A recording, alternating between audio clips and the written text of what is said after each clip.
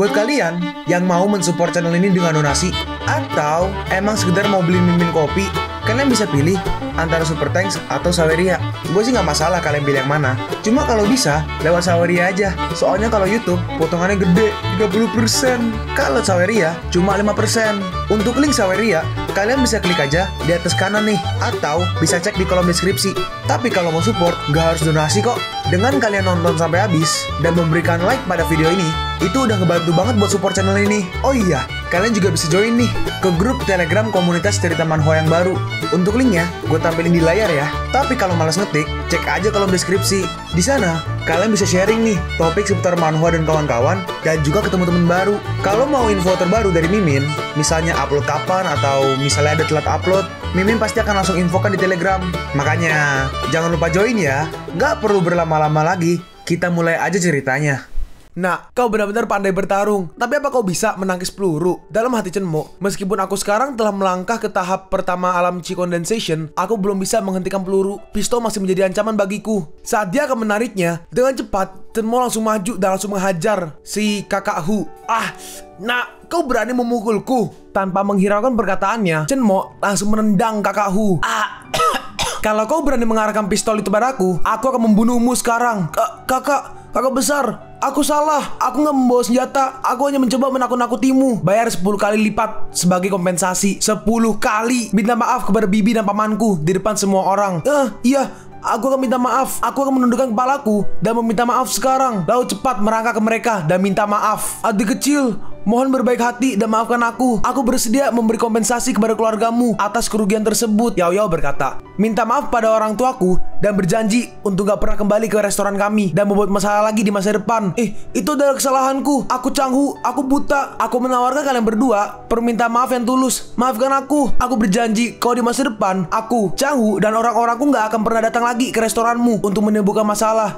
Dan aku akan memastikan keamanan restoran ini di masa depan. Ibunya Yao Yao berkata, baiklah, nggak perlu membayar 10 kali lipat. Cukup bayar yang udah kau rusak. Adik kecil, apakah kita bisa pergi sekarang? Pergi aja. Oh iya, terima kasih banyak. Terima kasih banyak. Ayo cepat, lari. Yao Yao, aku punya sesuatu yang penting. Jadi aku akan pergi dulu. Kalau kau mendapat masalah lagi di masa depan, ingatlah untuk menelponku. Iya, aku mengerti. Akhirnya, Chenmo pun pergi ke kediaman Chin Pei-yun. Dia dan kakeknya menyambut Chenmo. Kakeknya berkata, saya, Chin Chong-yun, menyambut Master Chen. Gak perlu sopan. Tuan Chin, katakan aja apa yang ingin kau katakan. Dalam hati Chin Pei-yun, Chenmo sangat kasar. Meskipun kakekku yang mengundangnya ke sini, tapi tamu macam apa yang akan duduk di kursi utama sendirian dengan wajah yang sombong. Kakeknya berkata, Grandmaster, ini teh merah terlezat di dunia. Silahkan coba. Chenmo merespon, nggak perlu. Apa sebenarnya masalah yang kau alami, Tuan Chin? Dalam hati Pei-yun, kakek menawarinya secangkir teh yang enak dan dia bahkan nggak menghargainya. Dia terlalu sombong. Kakeknya berkata, Master Chen cukup cepat tanggap. Dalam hal ini, saya nggak akan sopan. Pertama-tama, saya ingin mengucapkan terima kasih kepada Master untuk jimatnya. Itu telah membantu menyembuhkan penyakit istri saya yang telah mempengaruhi dia selama bertahun-tahun. Kau membelinya, aku menjualnya. Kita berdua mendapatkan apa yang kita butuhkan. Kita nggak saling berhutang sama sekali. Ceritakan tentang hal kedua. Saya ingin bertanya kepada Master Chen, apakah Anda bisa menyembuhkan penyakit di tubuh saya? Chenmo berkata, ini adalah alasan sebenarnya kau memanggilku ke sini, iya kan? Kakeknya merespon, iya. Sepertinya saya membuat Master tertawa. Sekarang kau serang dengan kekuatan penuh agar aku melihatnya. Baik. Lalu kakeknya mengumpulkan seluruh tenaga dan langsung menyerang Chenmo dengan serangan penuh. Dalam hati Chenmo, Chi Chong-yun sebenarnya adalah seniman bela diri alam batin. Chenmo berkata, aku tahu apa yang kau derita. Penyakitmu bisa disembuhkan dengan mengkonsumsi 1 pil Pei-yuan. Penyakit ini telah menyebabkan saya sangat kesakitan selama beberapa dekade terakhir. Dan saya telah mencoba semua jenis dokter terkenal, tapi nggak ada kemajuan, Master Chen. Jika Anda menyembuhkan penyakit ini, saya bersedia memberikan Anda setengah dari kekayaan keluarga Chin saya. Pei-yun merespon, kakek, tolong jangan bersemangat dulu. Chenmo bahkan belum memeriksa segalanya dan dia hanya melihat kakek 1 kali dan berkata bahwa kakek bisa disembuhkan. Tetapi bagaimana bisa dia menyembuhkannya? Ini terlalu ceroboh. Sebenarnya kondisi Tuan Chin bukanlah penyakit. Hal itu disebabkan karena dia mengolah teknik bela diri yang tidak sempurna dan menyebabkan stagnansi di meridiannya selama bertahun-tahun. Selain itu, dia juga menderita luka dalam di masa kecilnya yang belum sembuh sampai sekarang, dan cedera ini semakin bertambah dengan penyakitnya yang mengakibatkan kondisinya saat ini. Kakeknya merespon, gak buruk, sangat hebat. Apa yang dikatakan Master Chen benar sekali. Tapi jika kau ingin menyembuhkannya, kau nggak bisa latihan bela diri atau kau akan menderita penyakit itu lagi di masa depan. Apa kau bersedia? Menyerah pada seni bela diriku? Bukankah itu nggak ada bedanya dengan memintaku untuk menyerahkan hidupku. Tapi aku udah menderita sakit yang tak tertahankan karena penyakitku ini. Aku dalam hati Chenmo, setelah menyaksikan keajaiban seni bela diri dan jalan immortal, siapa yang mau kembali menjadi orang biasa? Kakeknya berkata, aku seorang lelaki tua yang berusia 72 tahun. Jadi aku nggak memiliki banyak waktu lagi untuk hidup dan bisnis keluargaku hampir mencapai puncaknya. Teknik seni bela diri yang nggak lengkap itu awalnya aku dapatkan secara kebetulan. Namun itu telah membuat keluarga Chen begitu hebat. Orang tua ini harus puas dengan semua yang dimiliki. Master Chen, saya bersedia melepaskan seni bela diri dan saya hanya meminta Master untuk menyembuhkan penyakit di tubuh saya. Chenmo berkata, oke, bagaimanapun aku tidak akan menerima kekayaan keluarga. Aku hanya perlu 1 juta sebagai biaya pil Pei Yuan. Kau bisa mengirim seseorang untuk mengambilnya dalam beberapa hari. Pei Yun bertanya, kenapa menunggu beberapa hari lagi? Apa nggak bisa melakukannya sekarang? Kakeknya merespon, Xiaoyun, untuk persiapan pil ajaib seperti itu, Master Chen pasti membutuhkan waktu untuk mempersiapkannya. Pil Pei Yuan bukanlah pil yang langka. Hanya saja aku harus pergi dan menyiapkan ramuan medis. Dalam hati Chenmo, masalah utamanya adalah aku nggak punya uang lagi. Aku nggak tahu apa yang dibutuhkan Master, tapi aku akan meminta seseorang untuk segera mendapatkannya. Chenmo merespon, oke kalau begitu, aku akan membuat daftarnya. Hanya ini yang dibutuhkan. Dalam hati Chenmo, aku telah menulis 2 kali jumlah bahan yang dibutuhkan. Aku punya rencana sendiri untuk jumlah bahan yang tersisa. Kakeknya berkata, bahan ini langka, tapi tidak sulit didapat. Jadi tolong beri saya waktu 2 hari untuk menyiapkannya. Chenmo berkata, hubungi aku kalau kau telah mengumpulkan bahan obat yang diperlukan, dan aku akan segera menyempurnakan pil Pei Yuan. Chin tua, seberapa banyak yang kau ketahui tentang dunia seni bela diri? Saya nggak tahu banyak tentang itu. Lagi pula, saya hanya bisa berlatih seni bela diri karena teknik kultivasi yang rusak yang saya temukan, yang nggak cocok dengan mereka yang diwarisi dari sekte seni bela diri kuno. Apa masih ada sekte seni bela diri kuno di negara kita? Kakeknya menjawab, ada, meskipun saya nggak tahu di mana tempatnya sekte mereka berada, tapi pasti ada satu di luar sana dan sudah ada sejak lama. Chenmo berkata, kau bisa mulai dengan memberitahuku tentang tingkat kultivasi di dunia seni bela diri terlebih dahulu. Dalam hati Chenmo, mungkin keluarga Li memiliki semacam hubungan dengan sekte seni bela diri kuno itu. Ada 4 alam utama di dunia seni bela diri. Ini disebut 4 alam jalur seni bela diri. Itu adalah Outer Realm, Inner Realm, Transcendent Realm, dan juga Legendary Divine Realm. Dalam 3 Outer Realm, Inner dan Transcendent Realm masing-masing dibagi menjadi 3 Sub Realm, yaitu tahap Minor dan tahap Major dan juga tahap Puncak. Dan setelah mereka mencapai Transcendent Realm, dengan hormat mereka dianggap sebagai Master seni bela diri. Sangat sedikit Master seni bela diri. Masing-masing dari mereka adalah orang yang paling kuat yang duduk di puncak hierarki dan membangun sekte besar. Mereka berada di puncak dunia seni bela diri saat ini. Adapun mereka yang berada di Divine Realm belum pernah ada kemunculannya dalam hampir 100 tahun. Chenmo bertanya, apa ranah kultivasimu? Saya seorang seniman bela diri tahap Major, Inner Realm, dan sampai sekarang di tahun-tahun ini saya belum bertemu satu musuh pun yang bisa melawan saya sendirian. Dalam hati Chenmo, maka mungkin aku berada di tahap puncak Inner Realm dan bahkan nggak dekat dengan Transcendent Realm. Namun ini hanya perbedaan tingkat kekuatan dan bukan cerminan kekuatan sejati. Jadi aku nggak perlu khawatir tentang Master Transcendent Realm. Tetapi jika aku bertemu seorang di Legendary Divine Realm, aku akan berada dalam sedikit bahaya. Jadi aku perlu meningkatkan kultivasiku secepat mungkin. Lalu kita langsung lompat ke hari di mana Chenmo mendapatkan raport di SMA Chaisang. Hari ini adalah hari untuk menerima rapot dan juga hari di mana keluarga Yan akan datang untuk membatalkan pertunangan. Keluarga Yan, kalau kalian masih berani memperlakukanku hari ini dengan cara yang sama seperti di kehidupanku sebelumnya, aku akan membuat kalian nggak bisa kembali ke Shatu selamanya. Chenmo pun masuk ke kelas 6 tahun ketiga. Seorang murid bertanya, gimana hasil ujianmu? Temannya merespon, aku nggak tahu. Oh iya, ayo pergi bersama dan bersenang-senang selama liburan musim dingin. Lalu kita melihat seorang pria berambut pirang. Dia adalah Lin Tao, pengikut Cheng Yuanhao, seorang pemuda kaya. Lin Tao berkata, oh Chenmo, kau bahkan gak menyelesaikan ujianmu, tapi kau berani datang ke sini untuk mengambil rapot. Chenmo pun duduk. Dalam hati Yao Yao, saudara Chenmo tiba-tiba menjadi lebih tenang dan lebih tampan. Kei Yue hanya diam. Dalam hati Cheng Yuanhao, hanya An Kei Yue yang memenuhi syarat sebagai orang yang aku sayangi. Chenmo nggak lain, hanyalah orang yang nggak berguna. Oke, semuanya diam sebentar. Sekarang saya akan membagikan hasilnya. Guru kelasnya bernama Wang Li Ying. Yang Song, kau berhasil dalam ujian. Kau membuat kemajuan. Chao Keng turun 5 peringkat dibandingkan terakhir kali. Kau harus meningkatkan nilaimu. An Kei Yue, kau tertinggi kedua di kelas dan tertinggi ke-9 di seluruh sekolah. 1 peringkat lebih tinggi dari tahun lalu. Bagus sekali. Cheng Yuanhao, kau tertinggi pertama di kelas dan tertinggi ketiga di seluruh sekolah. Aku harap kau bisa mendapatkan peringkat 1 sebelum lulus. Wah, ini pencapaian yang luar biasa. Chenmo peringkat pertama dari belakang di kelas dan juga terakhir di seluruh sekolah. Kau adalah orang pertama yang menyerahkan lembar jawaban kosong sejak berdirinya sekolah menengah Chaisang.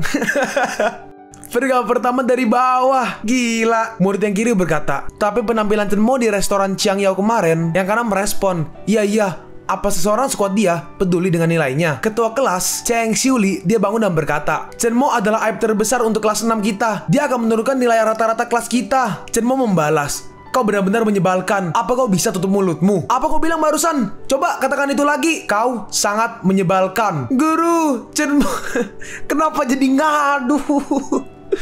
Guru, Chen Mo membuliku. Gurunya berkata, Chen Mo, mungkin kau harus meminta maaf kepada ketua kelas. Guru Wang, saya nggak melakukan kesalahan apapun. Saya tahu kalau saya salah untuk meninggalkan ujian, tapi saya punya alasan sendiri yang nggak dapat saya beritahu kepada Anda. Jika saya diberi kesempatan lagi, saya rasa saya tidak akan mendapat skor yang lebih buruk dari ketua kelas. Dia bilang kalau dia bisa mendapat skor lebih baik daripada ketua kelas. Apa aku nggak salah dengar tadi? Gurunya berkata, Chen Mo, tentu saja gak mungkin bagimu untuk mengikuti ujian tengah semester lagi. Namun kebetulan aku memiliki kertas ujian praktik dari SMA Huang Kang. Jadi kau dan Cheng Xiuli bisa bersaing satu sama lain di depan kelas sekarang. Bagaimana dengan ini? Orang yang kalah akan maju dan meminta maaf kepada orang yang menang dan mengakhiri perselisihan. Mendengar itu, murid yang lain kaget. Hah? SMA Huang Kang? Tes latihan SMA Huang Kang 10 kali lebih sulit dari soal ujian SMA nasional. Gak mungkin Chen Mo bisa menjawabnya. Chen Mo, apa kau berani melakukannya? Kalau kau gak berani, maka minta maaf padaku sekarang. Dan jangan membodohi dirimu sendiri. Di dunia ini, gak ada yang Chen Mo gak berani lakukan. Gurunya berkata, bagus, semua siswa lainnya mundur dan tetap diam. Untuk mendapatkan hasil dengan cepat, waktu menjawab akan dibatasi 1 jam. Dan akhirnya tergantung siapa yang mendapatkan skor terbaik. Mulai menjawab sekarang. Bahkan Cheng Xiuli mengerutkan kening dan berjuang untuk menjawab. Sepertinya kertas soal sangat sulit. Tapi lihat Chen Mo, kenapa dia begitu santai? Terlihat seperti semua pertanyaan itu mudah. Dia gak sebagus ketua kelas. Dalam hati Lin tahu, Chen Mo sampah itu pasti menjawab secara acak. Dalam hati Yao Yao, saudara Chen Mo gak akan pernah menjawab pertanyaan secara acak. Dia tahu apa yang dilakukan. Dalam hati Yuan Hao, dalam kompetisi ini Chen Mo pasti kalah. Lalu setengah jam kemudian Chen Mo berkata, Guru Wang, berapa lama lagi liburan musim dingin tahun ini? Gurunya menjawab, itu akan dimulai besok dan sampai tanggal 16 bulan depan. Chen Mo sambil pergi berkata, baiklah kalau begitu. Berhenti, kau ingin melarikan diri setelah menjawab semua pertanyaan. Minta maaf padaku sekarang. Aku udah selesai menjawab semua pertanyaan di kertas ujian, jadi kau bisa melihatnya. Gurunya bertanya, kau udah selesai menjawab? Benar, semuanya benar. 100 pertanyaan, semuanya terjawab tanpa satu kesalahan pun. Bagaimana ini mungkin? Lin Tao berkata, apa? Ini bagaimana ini bisa mungkin? Yao Yao berkata, aku udah mengatakannya untuk waktu yang lama. Saudara Chen Mo adalah yang terbaik. Enggak, itu gak mungkin. Hah? Jika Chen Mo adalah sampah, maka aku adalah sampah yang lebih buruk daripada sampah. Bagaimana bisa kalian makhluk fana memahaminya? Chen Mo pun pergi dari kelas. Saat di luar, ada beberapa teriakan. Chen Mo, kami ingin mengadakan pernikahan denganmu sekarang juga. Iya Chen Mo, kami ingin mengadakan pernikahanmu sekarang juga. Buset, ini ditranslatannya sampai 5 kali. Dalam hati Chen Mo, jika memungkinkan, aku lebih suka berdiri di depan lebih dari 20 master alam transcendent dan gak dihadapkan pada sekelompok besar bibi yang penasaran ini. Tiba-tiba, berhenti, kau siapa? Kakek ayahku adalah sepupu pertama dari keponakan kakek ayah sepupu Cincengku. Coba dicerna lagi. Kakek ayahku adalah sepupu pertama dari keponakan kakek ayah sepupu Cincengku. Gak ngerti? Sama, aku juga gak ngerti. Atas nama keluarga Yan dan sepupuku Cinceng, aku secara resmi membatalkan pertunangan pernikahannya denganmu. Hah? Mendengar itu, Chen Mo sedikit kaget. Dalam hati Chen Mo, gak seperti ini di kehidupanku sebelumnya. Bagaimana bisa ini terjadi? Mungkinkah sejarah telah berubah karena kelahiran kembaliku? Kau siapa? Apa kau yakin kau memenuhi syarat untuk mewakili keluarga Yan? Namaku Yan Fei. Kau bisa memanggilku Xiao Fei. Baiklah, aku sudah menyampaikan pesannya. Tua muda ini memiliki hal lain yang harus diurus, jadi kau gak perlu menungguku selama tinggal. Lalu si bibi-bibi itu dikasih uang. Nah, pergi. Seorang bibi berkata, ingatlah untuk kembali menemuiku kalau kau punya pekerjaan bagus lagi untuk dilakukan masa depan. Keluarga Yan benar-benar memiliki harta yang hidup. Dalam hati Chen Mo, jadi ini yang direncanakan oleh keluarga Yan. Lalu tiba-tiba Kei Yue memanggil. Tunggu sebentar. Chen Mo berkata, teman sekelas An, apa ada yang bisa aku bantu? Dalam hati Kei Yue, Chen Mo gak pernah memperlakukanku seperti ini. Jadi kenapa dia tiba-tiba menjadi begitu dingin? Kei Yue berkata, ibuku menyuruhku bertanya di mana aja kau selama beberapa hari terakhir. Kenapa kau tidak kembali ke rumahku? Dia sangat mengkhawatirkanmu. Aku telah menyewa apartemen baru di luar, jadi aku gak akan mengganggu keluargamu lagi. Sampai jumpa. Hah? Apa maksudmu? Chen Mo, kenapa kau berubah begitu banyak? Dan ternyata Yuan Hao melihat itu Dalam hati Yuan Hao, Chen-mo, jangan salahkan aku karena kau adalah ancaman bagiku. Sekarang kita melihat seorang kakek-kakek. Dia berkata, Tuan Muda Fei, saya benar-benar gak mengerti.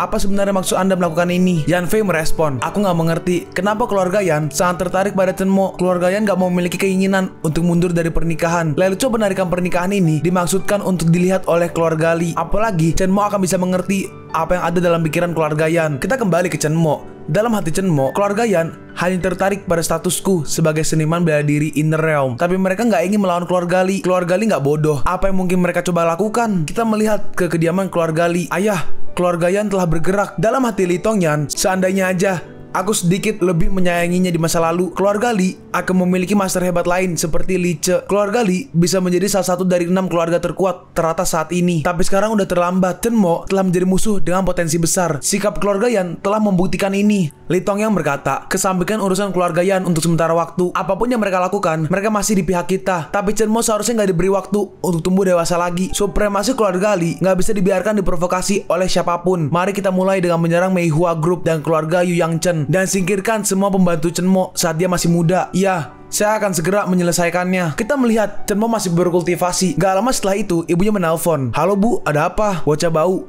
Bibimu memberitahuku kalau kau telah menyewa apartemen di luar. Kapan itu terjadi? Dan dari mana kau mendapatkan uang itu? Apa yang kau lakukan di sana? Chen-mo menjawab, ibu gak menyadari kemampuan anakmu. Gak ada yang perlu dikhawatirkan. Ibunya berkata, kau harus cepat dan cepat pulang. Aku tidak merasa nyaman kalau kau sendirian di luar sana. Bu, sungguh merepotkan bagiku untuk tinggal di keluargaan karena aku belajar seni bela diri di bawah bimbingan seorang lelaki tua yang misterius. Dalam hati Chen-mo, maaf untuk mengatakan ini, tapi orang tua misterius yang aku bicarakan sebenarnya nggak ada.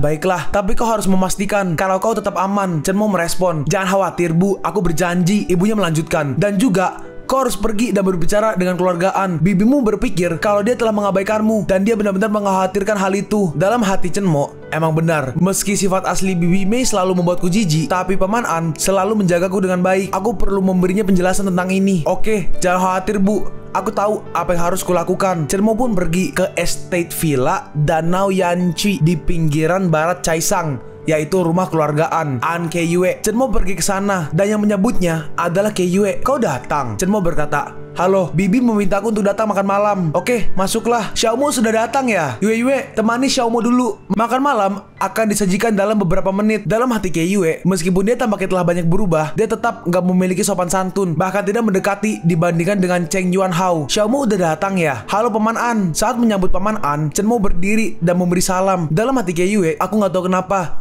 tapi aku merasa cara Chen-mo memperlakukan ayahku sangat berbeda dari cara dia memperlakukan aku dan ibuku. Kenapa dia memperlakukan aku dan ibuku sangat berbeda dari cara dia memperlakukan ayahku? Paman An bertanya, bagaimana kabar ayahmu hari ini? Chen-mo menjawab, terima kasih Paman An atas perhatianmu. Dia ingin sekali datang dan mengunjungi Anda untuk mengobrol, tapi dia sangat sibuk bekerja dan dia nggak bisa menyediakan waktu untuk itu. Ayahmu terlalu serius. Jika dia mau menerima bantuan dari keluargaku, dia akan menjadi kepala rumahnya sendiri sejak lama. Itu benar. Makanannya pun dihidangkan. Kita lihat ada sushi, udang, salmon, unagi, pasta, oyster, ayam. Gila, tiap hari gue makan gini enak ya. Bibian bertanya, Xiaomo, kenapa kau menyewa apartemen sendiri? Paman An bertanya, apa? Xiaomo pindah. Bibinya merespon, kau sibuk di luar sepanjang hari dan bahkan gak peduli tentang apa yang terjadi dalam keluarga. Iya, Chen-mo berkata, Bibi, saya sudah mengambil keputusan tentang masalah ini. Jadi mari kita gak membicarakannya lagi. Ini Chen-mo, perhatikan sopan santunmu. Dalam hati Bibi An, ini nggak bisa terus seperti ini. Kita harus menemukan cara untuk meringankan hubungan antara Xiaomo dan Yue. Lalu tiba-tiba suara rumah bel berbunyi. Keiyue berkata, mungkin Yan yang datang memanggilku. Kita berencana untuk pergi ke pesta ulang tahun teman sekelas bersama. Cian, Ma-er, halo, hai. Yang kiri adalah Yang Cian, yang kanan adalah Murong Yan-er. Bukankah kita setuju untuk bertemu di kafe? Kenapa kau tiba-tiba datang ke sini? Apa semua orang tahu tentang ini? Mereka semua menunggu di dalam mobil. Rencananya telah diubah. Ayo jalan-jalan dulu, lalu kita ke KTV dan bernyanyi. Baiklah, tunggu sebentar. Kalau begitu, aku akan memakai jaket. Oke, cepatlah, Bu. Aku akan keluar dengan teman sekelasku dulu dan gak akan pulang untuk makan malam hari ini. Ibunya berkata, tunggu sebentar. Biarkan Xiaomo menemanimu di sana. Ibu gak merasa nyaman kalau kau sendirian. Kalian pun sampai di penghujung video ini. Kalian mau tahu lanjutan chapter ini? Atau manhwa menarik lainnya? Makanya, jangan lupa subscribe biar kalian gak ketinggalan kalau gue upload video baru. Jangan lupa like, komen, dan share ke teman-teman kalian supaya channel ini